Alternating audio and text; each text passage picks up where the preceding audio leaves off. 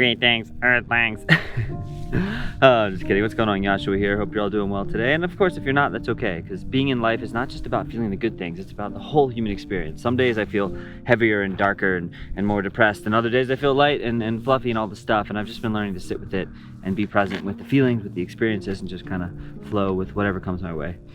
But today I wanted to talk about simulation theory because I've been having some conversations with people, and I don't know if simulation theory is popular because of Joe Rogan's podcast being so popular and he talks about it sometimes or what, but it's definitely been coming on people's minds a lot. They're like, yeah, man, we're living in a situation, we're living in a simulation, don't you get it? Like, that's why things seem so synchronistic and this and that. So to me, it's actually pretty clear to a big enough extent what's going on here.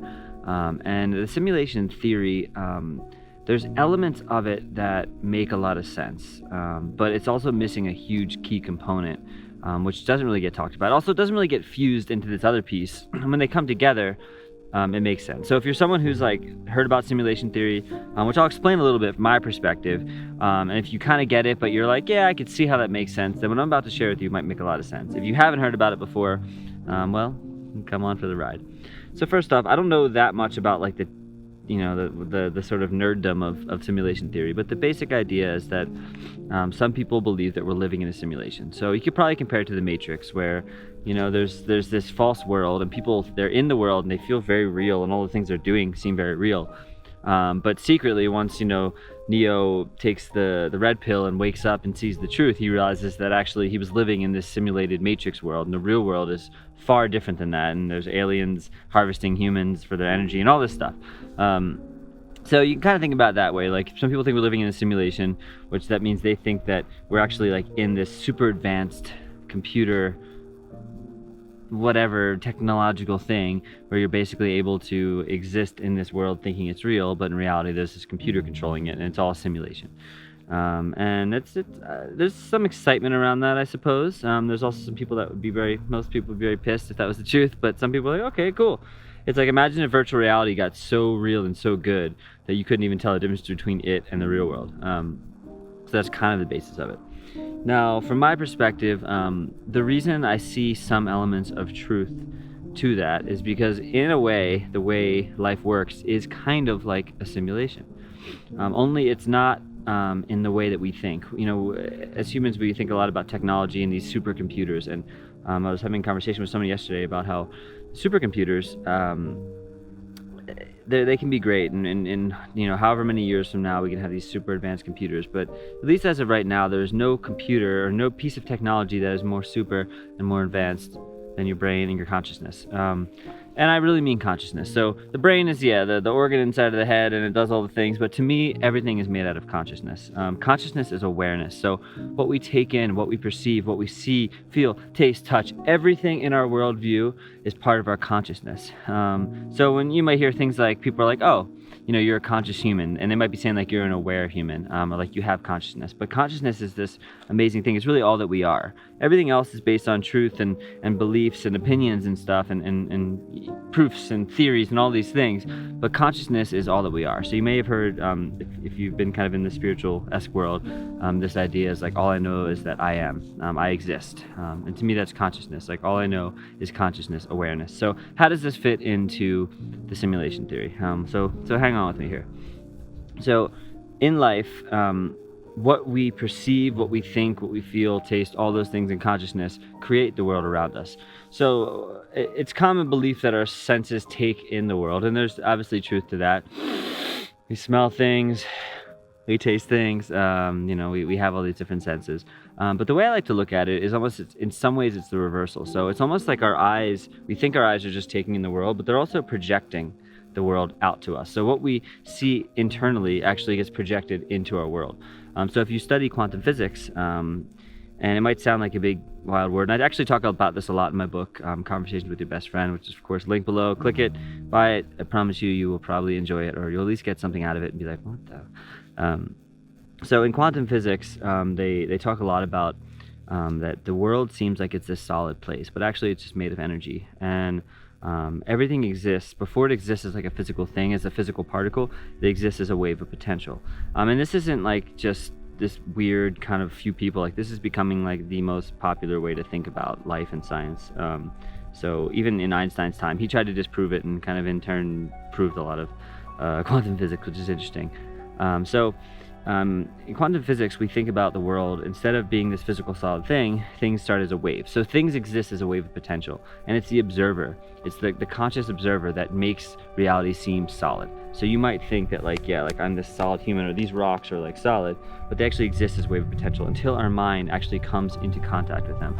And it can, if you don't fully get it, it's okay. It takes time. It took me years to fully grasp and understand it, but if you understand the concept enough, you can just kind of play around with it. So even if you're not really sure, if you're thinking this sounds really weird, I'm like, what the heck is this guy talking about? The reason that I'm sharing it, and I probably should have gotten to this before, is that it will completely change your life. That's why I brought up the whole thing about the simulation theory. Not because simulation theory is real, but because it's similar to how life actually works. So again, we'll go back to the simulation theory. Imagine that you were in a computer and everything, you thought this world existed, but in truth it was all just codes and algorithms, and this actually wasn't you. That you were like hooked up to some machine like in the Matrix, living this whole like dream life that seemed very real. So life is actually kind of like that. We think that we're like these physical bodies, but we're actually so much more than that. We exist as a wave of potential. We're completely all interconnected through the flow and all this stuff, consciousness and universe, but we think we're these separate individuals. So by thinking we're separate, we create separation between ourselves and the world around us, and that actually creates a lot of depression. It creates a lot of this sort of weird barrier of I need to do everything for myself instead of realizing that we're part of the collective whole. And it keeps people kind of like in here, protection, need to protect self, need to do things just for self, when in reality that's not even how it works, but it keeps us so separate and it can really mess people up. So in truth, we're so much bigger than that. So again, the reason it seems like we're in a simulation is because the world kind of works like that. What we think, what we see, what we perceive, we actually project to the world, and we bring those things into us. People talk a lot about manifestation. I'm actually going to be, in this video, it clears up a lot of things that I've just come to understand. Not through, this isn't theory to me, this is, I'm using words to explain things that are almost unexplainable, if that makes sense. So you have to kind of keep your mind open, because if you get too caught on the words, you get kind of too trapped in it. But if it helps you think outside of the box, just start thinking a little bit differently. But even words themselves are made up by humans, so they hold weight. So when I say something, it might trigger some feeling in you, and then you might not even hear what I'm actually saying. You might go on some whole tangent and then think I said something I didn't, just because it's like a trigger for you, or it's a conditioned response. So be very careful with that. Don't get too caught up in the words of what I'm saying. Think more about the deep message of what's actually happening here. So let's talk about manifestation. I'll clear manifestation up as well. So maybe you've heard about the things like The Secret and the power of intention, power of thought, and law of attraction, and all these things. And they have a lot of truth to them, but they also get shrouded in a lot of this spiritual BS, marketing stuff, which is tough, because the spiritual world is, the spiritual marketplace is just a marketplace, and it seems to be better and more aligned because it's spiritual, but there's a lot of BS going around in there as well. And anything can be spiritual. Honestly, I could learn as much about the universe from this little piece of leaf as I could from like the most elevated guru in the world, if I'm just present with it. So anyhow, manifestation. When we think of, if you've heard of The Secret, and I said there's a lot of controversy around that, but there's this idea of law of attraction. When we think things, we create them. When that movie came out, people started like making vision boards. Like, I'm just gonna say, I want a big house, I want a car, I want all the things, and I'm just gonna think it and think it into my vibrational field, and when my vibrational energy matches up to that, it's just gonna come into my life, and it's gonna be this great thing. Now I get that, and there is some truth to that again, but there's a huge missing part. And that is that we're always thinking about things that we want. We're always attracting all the time everything that we need into our life, whether good or bad. It might not seem like we need it.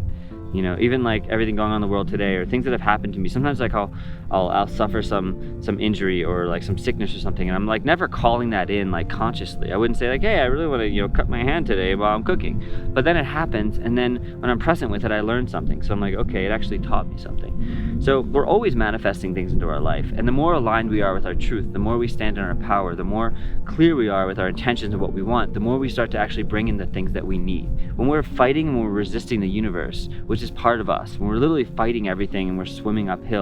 I think it's swim uphill, that would be even harder. When we're really doing that, we're forcing, it's like people say things can be hard, because we're like pushing against the wall, but to me it's really about resistance. So when we're resisting what the world's actually trying to give us, life's going to feel really hard and challenging. But when we're in flow with it, we're always manifesting. And manifestation, it's just like karma. Karma isn't good or bad. Karma just is the way things work. It's just, actions, reactions, flow, energy, just like this movement of wave forms of energy moving in different places. And the same thing with manifestation. It's not just like about manifesting your desires. Because you might say, hey, I've been thinking so hard. I really want this job. And I've been thinking about this job for so long. If I just had this job, it'd be so good. So I'm going to be positive. I'm going to draw it on my board. I'm going to think about it. I'm going to visualize myself. Not to say those things don't help, but ultimately, we have all these other thoughts that we don't think about. So you might be thinking that at certain times, but then you also might be in fear a lot. You might be going to sleep in fear and worry. So you're also just constantly attracting things that you don't think you're attracting because your mind is thinking of so much. And on top of that, and this is another piece of this concept between simulation theory versus consciousness, is we exist within the bounds of consciousness. So everything that's happening to us we're not separate. So everything that's coming into our life is something that we need.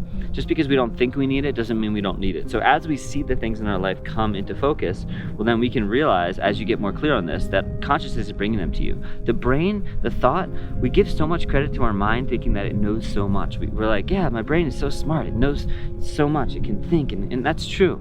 But it's such a tiny piece of our whole reality. And when we just think about our mind as everything that's part of us, we miss so much greater intelligence, because there's a far, far, far greater intelligence. Like I said, the most advanced supercomputer in the world is our consciousness, not our brain. It's our consciousness. And yes, some people will say, well, your brain creates your consciousness. And I get where you're going with that. And I'm not here to say, well, actually consciousness creates the brain. I'm just not going to go down that road right now. It doesn't actually matter at all. But I'm thinking purely in terms of consciousness and awareness. And I talk about this a lot in my book, and this also explains a lot of death. This explains how things work in your life. It explains luck. It explains relationships. Everything is within the scope of consciousness. So the reason it seems like a simulation is because just like a simulation, when things seem like a little too right, the brain kind of works in the same way. I mean, consciousness created the idea of simulation. So the brain works in the same way. So the things that we're feeling internally, they reflect themselves externally. My life has changed in so many ways. I've gone from being this completely kind of unconscious human just going about life to becoming more aware of who I am, making choices, realizing that I can do the things I want to do in my life. I can follow my passion. I can make friends. I can have a different relationship to money. And when I start shifting my relationship to money, when I start looking at the type of people I want to be around and not just saying well, I'll only get what I think I deserve, when I actually start saying, no, what do I really deserve in this life? And who do I really want to surround myself by? When I start thinking about those things and getting clear and being honest and vulnerable and true with what I speak and how I live my life, well, then naturally my consciousness shifts and brings in the things. So now I'm at a point in my life where the people I'm interacting with are people that I care about, people that are awesome humans because I put in the time. There was a time in my life where I was just, whoever was around, we started to become friends. And yeah, I had bonds with certain people and I made many great friends in my life. But I also, thought I had to have certain types of jobs. And I had all these stories and beliefs because I was told that I needed to have all these stories and beliefs in my life. And the way I think about it, and I can go back to The Matrix a little bit, is I think The Matrix is the perfect movie to explain consciousness, but it uses simulation theory as kind of the replacement for consciousness. So it kind of got it right. And it's, of course, an action movie, and there's all the Hollywood stuff, but it's one of the most brilliant films. And again, you have this guy, Morpheus, who finds is looking for this chosen one, and he sees Neo, and Neo is living in this false world, the simulated false world, but we can see this as our own false world. Maybe you're in a dead-end job, maybe you're in a relationship you hate, maybe you're just not happy with yourself and you're pretending every single day, and something deeper is in there. Just like Neo, he knew there was something more to life than he was shown.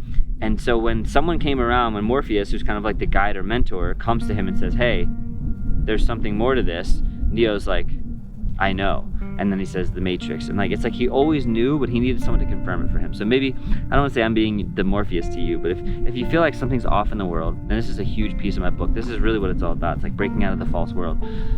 If you think something is off, maybe I can just be here to share. And yes, things are off, and we're told things that aren't necessarily true, that keep us out of alignment. So when we're in alignment with our universe, with consciousness, with everything, things flow properly. When we're out of alignment, it's like we're on the wrong frequency. We're jumbling. And there's scenes in The Matrix, when Neo finally takes the pill and he wakes up to the truth and sees the reality, it doesn't mean that world is just suddenly better, but he knows he wants to live in truth, and it has the potential to be better. It has the potential to be so much more than what he was living in, and it's worth it for him. And it's the same thing with waking up to truth.